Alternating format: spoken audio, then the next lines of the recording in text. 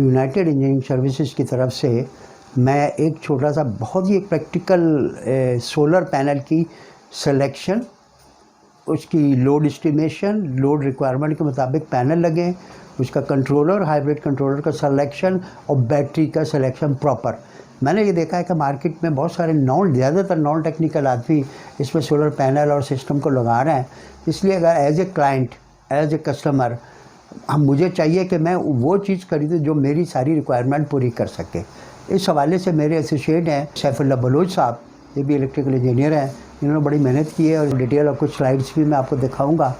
तो ये आपको चाहे डोमेस्टिक हो चाहे इंडस्ट्रियल हो, उसमें सिलेक्शन में एक हेल्प आपको साबित होगी। अब बात करेंगे कि स्टैंड अलोन पीवी सिस्टम को किस तरह डिज़ाइन किया जाए और इसके अंदर क्या क्या ऐसी चीज़ें हैं जो आम लोगों को इस वक्त पता नहीं, और बीइंग अ कस्टमर आप सब लोगों को ये चीज़ें पता होनी चाहिए और इसकी टेक्निकल नो हाउ बहुत ही ज़रूरी है, जिसके अंदर कुछ टर्मिनोलॉजीज़ मैं आपको बताना चाहूँगा कि जो पीवी सिस्टम है, उसके पैनल्स हैं, उसकी कन्वर्जन एफिशिएंसी क्या होती है। आमतौर पर लोगों को लगता है कि 100% जो है वो सोलर एनर्जी को कन्वर्ट करता है, लेकिन इस तरह नहीं है। असल में 18 to 23% इसकी जो है वो कन्वर्जन एफिशिएंसी होती है। उसके अलावा इसका मॉड्यूल पीक पावर क्या है कि ये अपने स्टैंडर्ड कंडीशंस के अंदर जो 25 डिग्री रूम टेम्परेचर है, या उसके अलावा जो स्टैंडर्ड कंडीशंस हैं उसके अंदर ये कितना पीक पावर प्रोड्यूस कर सकता है पैनल का।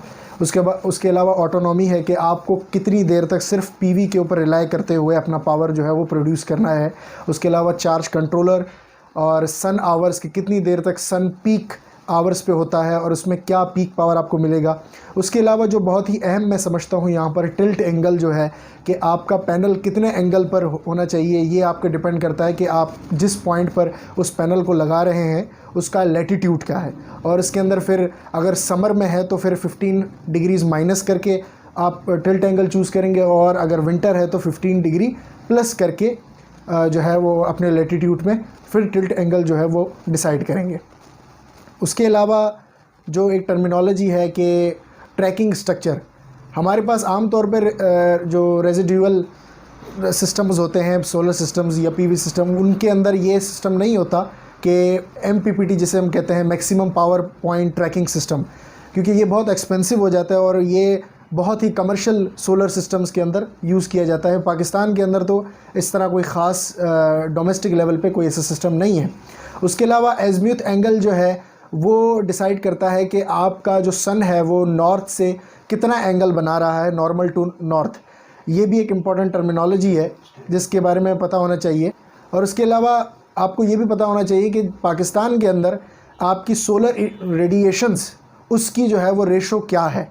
अब जिस तरह हम यहाँ पर कहेंगे कि पाकिस्तान या मिडिल ईस्ट और जो एशिया, साउथ एशिया के जो इलाके हैं, इसके अंदर क्या सोलर रेडिएशन है, जिसको हम सोलर इरिडियंस भी कहते हैं, ये तकरीबन एवरेज 5.3 होती है और पीक पर ये 7 पर भी चली जाती है, या 7.5 पर भी चली जाती है। अगर आप इसी को कंपेयर करेंगे यूरोपियन कंट्रीज़ के साथ तो वो 4.3 या 2.3 तक उनका रेशो होता है। तो पाकिस्तान इस चीज़ से ब्लेस्ड है कि इसके पास रिच सोलर रेडिएशन है, जिससे आप सिस्टम और आपका अच्छा एफिशिएंट हो जाता है।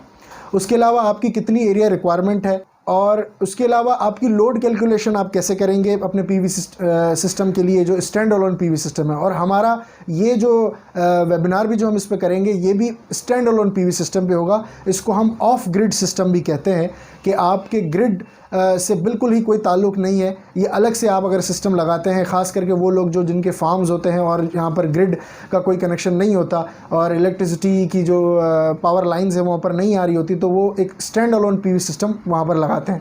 और अब के अंदर यहाँ पर जो है लोड कैलकुलेशन के अंदर बहुत सारी ऐसी चीज़ें जो हमें जिनके लिए स्पेशल कंसिड्रेशन हमें बहुत नीडेड है इसके अंदर, जिस तरह मोमेंट्री करंट है, रनिंग करंट है, पैरासाइटिक करंट है, लोड ड्यूरेशन है, और आपके जो पीवी एरे साइजिंग है उसके अंदर बड़ी गड़बड़ होती है कि कभी कभार जो है वो ओवर साइज्ड हम उस पर जो है वो पीवी एरे लगाते हैं और हमें इतनी नीड नहीं होती और हम जो है वो उससे ओवर साइज़ कर जाते हैं। तो ये हमारे लिए इकोनॉमिकली बहुत ही जो है वो क्राइसिस उसमें आ सकते हैं। उसके अलावा पीवी मॉड्यूल सिलेक्शन, इसके अंदर कितने टाइप्स हैं, जिसमें मोनोक्रिस्टलाइन, पॉलीक्रिस्टलाइन और एमॉर्फस सिलिकॉन, क्रिस्टलाइन सिलिकॉन, ये आपकी जो डिफरेंट टेक्नोलॉजीज़ हैं, डिफरेंट मटेरियल्स हैं, सोलर पैनल्स जो बनते हैं, इस पर भी हम इंशाल्लाह गुफ्तगू करेंगे। उसके अलावा एक नई टेक्नोलॉजी है सेल्फ रेगुलेटिंग पीवी मॉड्यूल्स, इसके बारे में हम आपको बताएंगे। उसके अलावा इसकी बैटरी सिलेक्शन, कि बैटरी सिलेक्शन में हमारे पास अब बैटरीज कई टाइप्स की होती हैं, जिसमें डीप साइकिल होती है, क्रैंकिंग बैटरीज होती है, वेंटेड टाइप्स होती हैं, ट्यूब टाइप्स होती हैं, ट्यूबेलर बैटरी जो आजकल बहुत चल रही है, लिथियम आयन बैटरीज़ हैं, उनके बारे में भी बताएंगे कि इनके क्या फ़वायद हैं और आपको कौन सी बैटरी सिलेक्ट करनी चाहिए, सिलेक्शन क्राइटेरिया क्या होना चाहिए, ये सारी चीज़ें हम इसमें डिस्कस करेंगे इंशाल्लाह।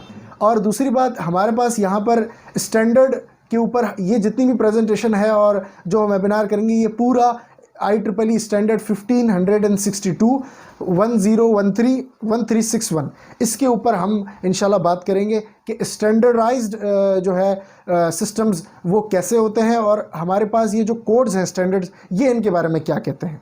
Thank you.